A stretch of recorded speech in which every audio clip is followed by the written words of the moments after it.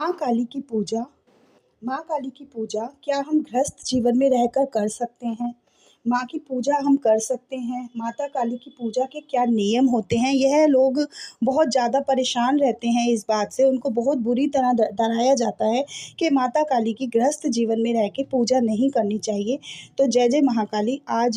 जय जय महाकाली, मेरे चैनल में आपका स्वागत है। आज हम बात करेंगे कि माता काली की पूजा के क्या नियम होते हैं और क्या गृहस्थ जीवन में रह के हम माता काली की पूजा कर सकते हैं। माँ काली की पूजा कैसे करें, उनके क्या नियम होते हैं और गृहस्थ जीवन में माता काली की पूजा किस प्रकार से हम कर सकते हैं या नहीं कर सकते हैं। तो अगर अभी तक आपने मेरा चैनल सब्सक्राइब नहीं किया है तो कृपया करके लाइक और सब्सक्राइब कर दीजिए, ताकि मैं आने वाली वीडियो में अच्छी अच्छी जानकारियाँ आप तक पहुँचा सकूँ। और माता काली से प्रार्थना करती हूँ कि आपकी सभी मनोकामनाएं माँ पूर्ण करे।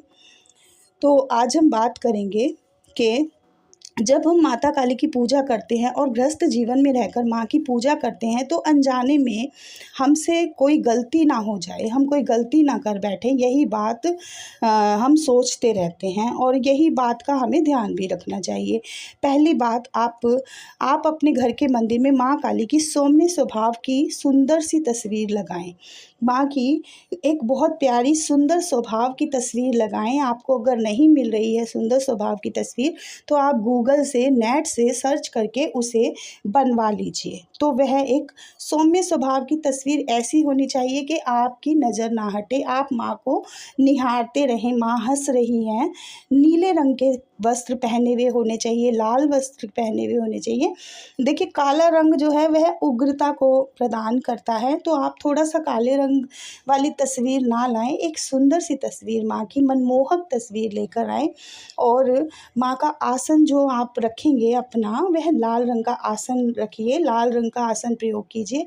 माँ के लाल रंग की चुनरी, माँ को लाल रंग की चुनरी भेंट करें। और कलयुग में माँ जागृत शक्ति हैं। भैरव बाबा, बालाजी महाराज, आपको पता है कि बालाजी महाराज भी जागृत हैं और भैरव बाबा भी जागृत हैं। माता काली साक्षात रूप से इस कलयुग में विराजमान हैं और उनकी शक्तियाँ बहुत जल्दी जागृत होती हैं। जिन्होंने मेरे चैनल को पहले से सुन रखा है, देख रखा है, यह सारी बातें मैंने अलग अलग वीडियो में आपको समझा रखी हैं। कृपया मेरे और जो वीडियो हैं उन्हें भी देखें। इनकी पूजा करने से हमें तुरंत अनुभव होने लगते हैं। माँ काली भय का नाश करती हैं। माँ काली आपको जो आप माँ को भेंट करते हैं, आप माता को कोई भी चीज़ की भेंट करते हैं, तो वह माँ आपको दो गुना करके वापस लौटाती है। माँ को आप चाहे कुछ भी, मिठाई है, धन है, कुछ भी आप माँ को भेंट करते हैं, तो माँ उसे दोगुना करके आपको भेंट स्वरूप देती है, गिफ्ट देती है। लेकिन माँ अपने पास कुछ भी नहीं रखती है। माँ नित्य है, अजन्मा है। माँ काली की पूजा करने से अभय की प्राप्ति होती है, भय का नाश होता है। अगर आपके मन में कोई डर है, कोई भय है, तो वह नाश होके माँ भय को समाप्त कर देती है, अभय की प्राप्ति होती है। माँ शत्रुओं का नाश करती है। अगर आपके बहुत शत्रु हैं, आपका अहित चाहते हैं, आपको पसंद नहीं करते हैं, तो माँ शत्रुओं पर आपको विजय दिलाती है। माँ एक ऐसी देवी है जो आपको पता होगा कि ब्रह्मांड में एक सर्वपरि जो देवी है वह महाकाली है, महाकालिका है। जब देवताओं पर राक्षसों ने अपना प्रबल जो नाश करना उनका शुरू किया था, तब माता काली ने ही सारे राक्षसों का अंत किया था।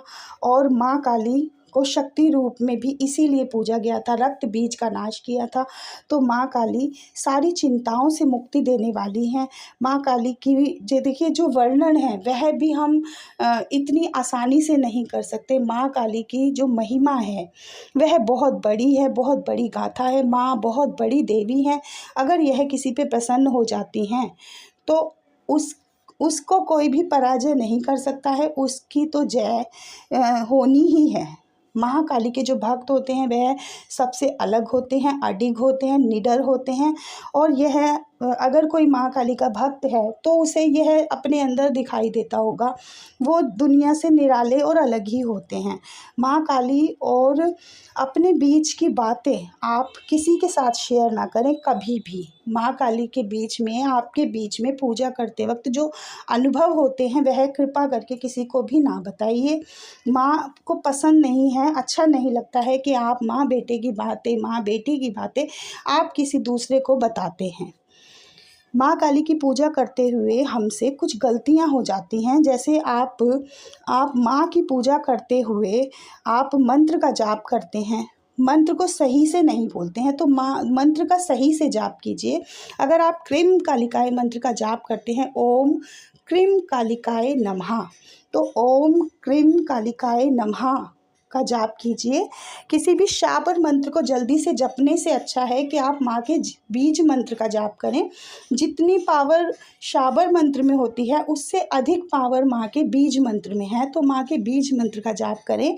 क्रीम क्रीम कालिकाय नमः, यह मंत्र बहुत जल्दी जागृत होता है, माँ के दर्शन कराता है।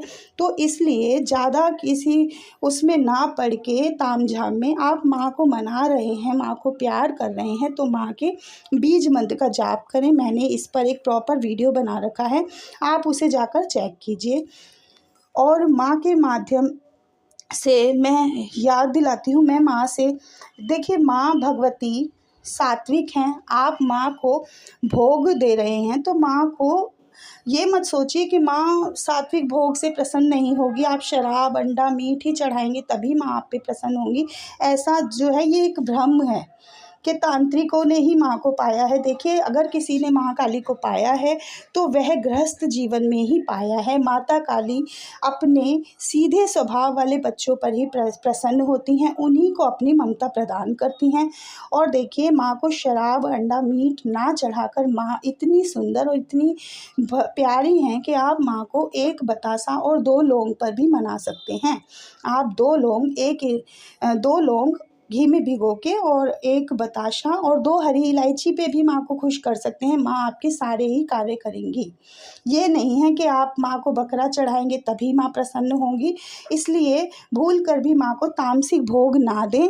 माँ को सौम्य स्वभाव में और माँ को अपनी माँ के रूप में ही मंदिर में विराजमान करें। माँ से एक रिश्ता बनाएं कि आप मेरी माँ हैं, मैं आपका बेटा हूँ, तभी माँ काली आप पर प्रसन्न होंगी और आपके भंडारे भरेंगी।